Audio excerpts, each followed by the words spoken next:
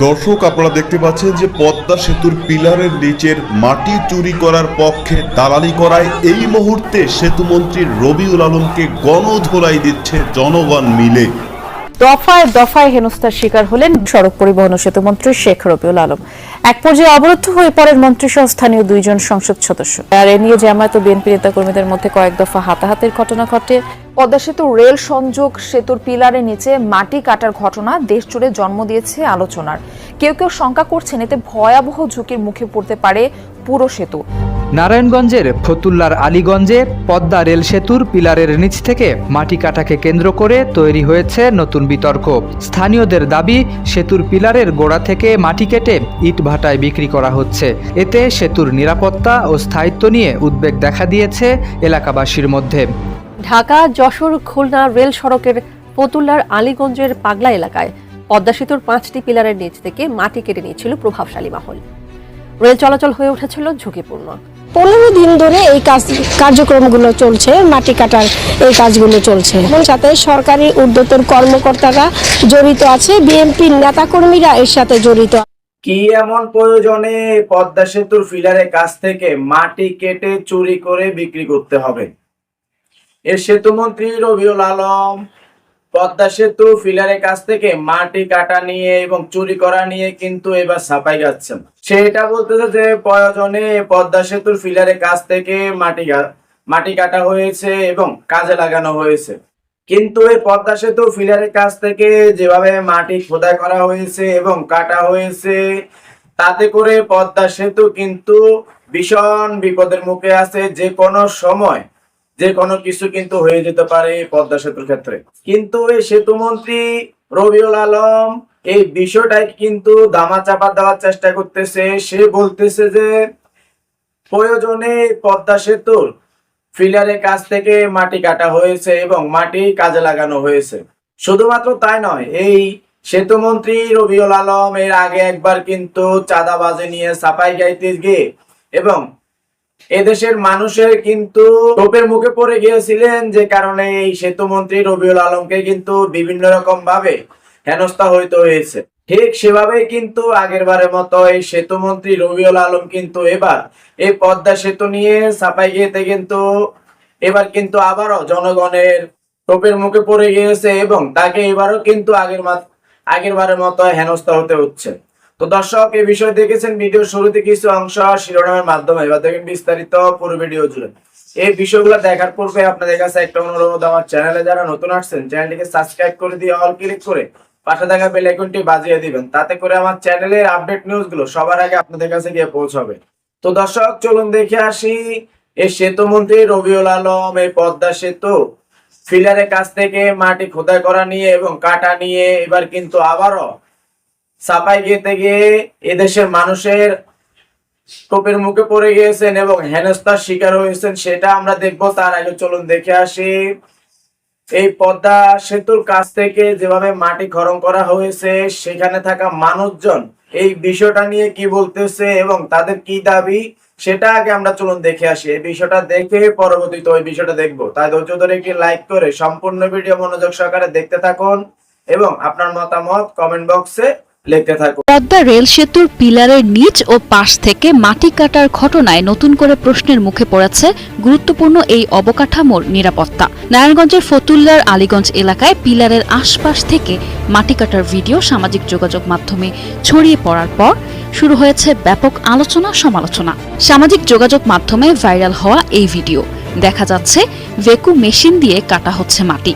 স্থান নারায়ণগঞ্জের ফতুল্লার আলীগঞ্জ এলাকায় পদ্মা রেল সেতুর 85, 86 ও 87 নম্বর পিলারের আশপাশ। ভিডিও প্রকাশের পর স্থানীয়দের মধ্যে দেখা দেয় উদ্বেগ। অভিযোগ ওঠে সেতুর পিলারের গোড়া ও পাশ থেকে মাটি কেটে নিয়ে যাওয়া হচ্ছে। 21 টেলিভিশনের অনুসন্ধানে টিম ঘটনাস্থলে গিয়ে দেখতে পায় ভিন্ন চিত্র। পিলারের আশপাশের বেশ কয়েকটি স্থানে বড় বড় গর্ত তৈরি হয়েছে। কোথাও কোথাও জমে আছে পানি। স্থানীয়রা বলছেন দীর্ঘদিন ধরেই এখানে মাটি কাটা হচ্ছিল। স্থানীয়দের দাবি, মাটি কেটে ইট ভাটায় বিক্রি করছেন ফতুল্লা থানা বিএনপির বহিষ্কৃত সাবেক এবং সদ্য পদ ফিরে পাওয়া নেতা সাংগঠনিক সম্পাদক রিয়াদ চৌধুরী ও তার ঘনিষ্ঠ ফতুল্লা থানার বিএনপির ছাত্র বিষয়ক সম্পাদক সাগর সিদ্দিকীকে নিয়ে মাটি কাটার মহোৎসবে নেমেছিলেন। স্থানীয়দের অভিযোগ, অনুসন্ধানে আরও জানা যায় 400 ট্রাক মাটি কেটে মোটা অঙ্কের টাকা হাতিয়ে নিয়েছেন এই নেতারা। আমি এই ঘটনার সাথে জড়িত মনে করছি এখানে ঊর্ধ্বতন কর্মকর্তা সরকারি যারা আছেন তারাই সাথে জড়িত আছেন, কারণ আমি শুনেছি 15 দিন ধরে এই কার্যক্রমগুলো চলছে, মাটি কাটার এই কাজগুলো চলছে। কাজেই এই 15 দিনের মধ্যে তারা ঘুমিয়েছিলেন কিংবা তারা জানে না, এটা এমনটা মনে হয় না। এমন সাথে সরকারি ঊর্ধ্বতন কর্মকর্তারা জড়িত আছে, বিএনপির নেতাকর্মীরা এর সাথে জড়িত আছে। এই মাটি কাটার পিছনে ফতুল্লা থানার বিএনপির নেতা রিয়াদ চৌধুরী এবং ওনার সাবেক ছাত্রদল নেতা সাগর সিদ্দিকী স্বরূপে এই জায়গায় থেকে মাটি কাটছেন নিজ উদ্যোগে। উনি মাটি কাটায় যদি এলাকাবাসী বা কিংবা অন্য কেউ যদি ওনার সাথে কথা বলতে চায় তো আপনার প্রাণনাশের হুমকি দিচ্ছে প্রতিনিয়ত।